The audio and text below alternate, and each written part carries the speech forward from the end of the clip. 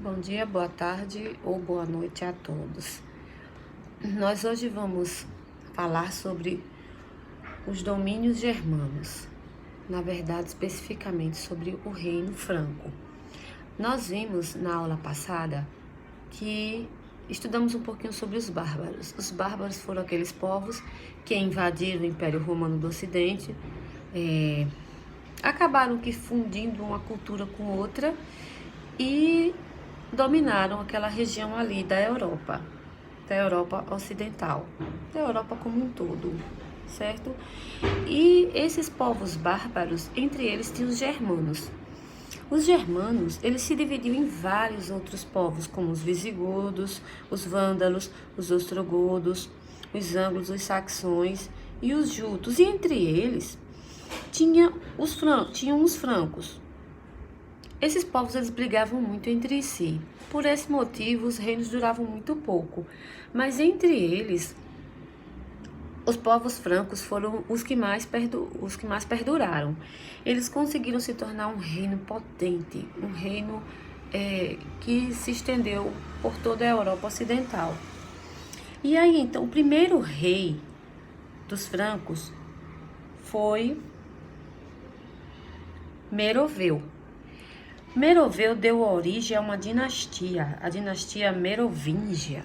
É porque os reis, eles tinham essa mania de cada rei dava origem a uma dinastia, né? E aí cada rei não, né? Um rei muito importante dava origem a uma dinastia muito longa.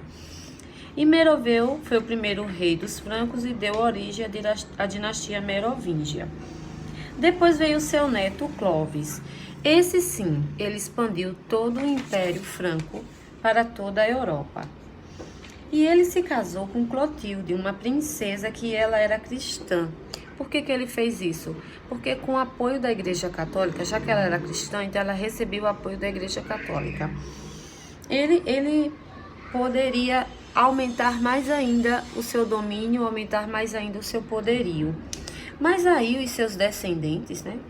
Os sucessores de Clovis, eles não ligavam muito. O pai morreu, né? O Clovis morreu.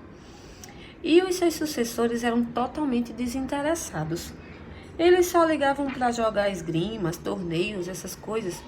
E foi aí, então, que o mordomo do palácio, chamava-se prefeito do palácio, é tipo um governante, sabe, do palácio, ele tomou o reino. E esse cara, ele se chamava Pepino o Breve, porque ele era baixinho, aí chamavam ele de Pepino o Breve. E aí Pepino foi depois o último rei merovingio, e tomou seu lugar. E começou uma nova dinastia, porque a dinastia merovingia acabou, né, com a irresponsabilidade dos seus sucessores, e ele deu início a uma nova dinastia, a dinastia carolíngia, né, que virou um império. E essa dinastia, ela recebeu o apoio da Igreja Católica do Papa, porque o Papa estava com uns problemas lá na Itália, com um povo chamado os lombardos. Eles queriam invadir as terras da igreja.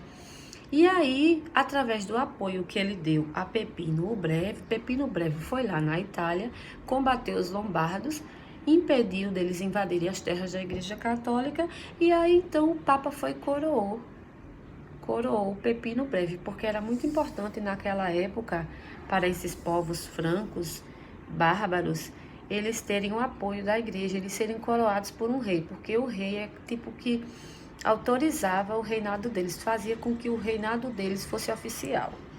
Beleza? Então temos aí a atividade, são 8 questões, todas a respeito do Império Franco. Por que eu comecei com o Império Franco? Porque o Império Franco, ele vem dos reinos bárbaros, ele vem dos povos bárbaros que invadiram Roma, Ocidental e acabou com o Império Romano. Lembrando que é uma fusão, acabou, mas a cultura não acabou, houve muitas heranças, se juntou a religião de um, o tipo militarizado do outro e formou os impérios.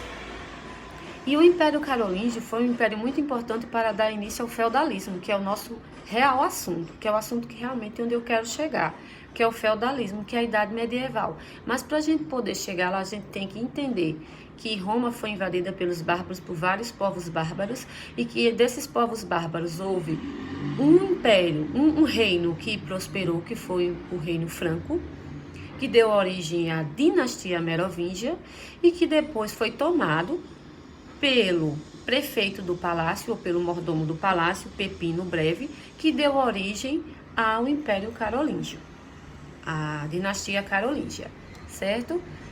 Tenham todos um bom dia, espero que tenham gostado.